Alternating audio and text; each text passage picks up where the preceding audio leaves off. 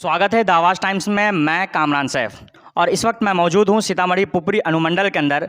जैसा कि मैंने आपको पुपरी अनुमंडल की तस्वीर दिखाया था और दिखाया था कि यहां हॉस्पिटल किस तरीके से बंद है और 15 सालों से इसका निर्माण वहीं का वहीं रुका हुआ है और कितनी तकलीफ का सामना करना पड़ रहा है यहाँ की जनता को। अगर उसकी तबीयत खराब हो जाए, मामला गंभीर हो जाए तो उसको यहाँ से 70 किलोमीटर दूर दरभंगा जाना पड़ता है और यहाँ से 70 किलोमीटर दूर मुजफ्फरपुर SKMCH जाना पड़ता है। तो आखिर एक गरीब जनता जिसको अगर यहाँ से एम्बुलेंस हायर किया जाए 3-3 हज़ार 4-4 हज़ार रुपया लिया जा रहा है तो किस तरीके से आदमी रह पाएगा। तो इस वक्त हमारे पास हमारे बीच जो मौजूद हैं हमारे गार्ड साहब हैं, हम इनसे बात करेंगे कि आखिर इनकी क्या समस्या है, ये क्यों रुका हुआ है, क्या है, इनसे हम बात करें। सबसे पहले तो आप अपना नाम बताइए।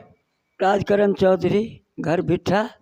हम बहुत दिन से हैं इसमें और लाइन तान का व्यवस्था नहीं है। सबसे पहला मेरा सवाल ये है आपसे कि ये कितने दिनों से निर्माण रुका हुआ है? ये 10-15 वर्ष से रुका हुआ है। 10-15 वर्ष से रुका हुआ है। और आप कब से यहाँ हैं, कितने दिनों से हैं? 2 वर्ष से 2 वर्ष से। आपको सैलरी कौन देता है? वो देते हैं ठेकेदार से। तो आपको खाने पीने का व्यवस्था, रहने का व्यवस्था, ये सब खाने पीने का ठीक ठाक मिलता है कि नहीं मिलता? मिलता है, ठीक से मिलता है।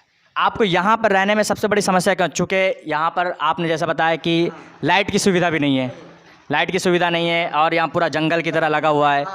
तो इस क्या कहना चाहेंगे आप सरकार से कि क्या लाइट लगाना चाहिए, व्यवस्था साफ सुथरा होना चाहिए, ये हम चाहते हैं। तो चाचा इतने दिनों से हैं यहाँ पे, तो कोई बड़ी बड़ी मीडिया, मेन स्ट्रीम मीडिया आती है यहाँ पे? आते हैं तो लेकिन सरकार क्यों नहीं सुन रही है? नहीं कहेंगे, हमको जानकारी नहीं है। हाँ, क्या सुनना है, इससे नहीं जानकारी है। अच्छा, आप क्या सोचते हैं कि चाचा इतना बड़ा हॉस्पिटल है, इतना बड़ा 15 सालों से रुका हुआ है, तो क्या बनना चाहिए? सर, पब्लिक सेवा होना चाहिए, स्वास्थ्य सेवा होना चाहिए। हम भी कहते हैं कि बनना चाहिए। हो गया।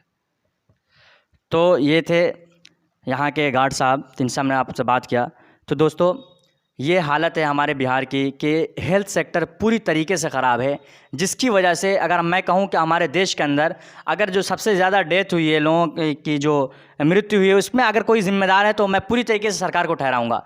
क्योंकि और भी देश के अंदर ये महामारी आया, फर्स्ट वेव आया, सेकंड वेव आया, थर्ड वेव भी जा चुका है।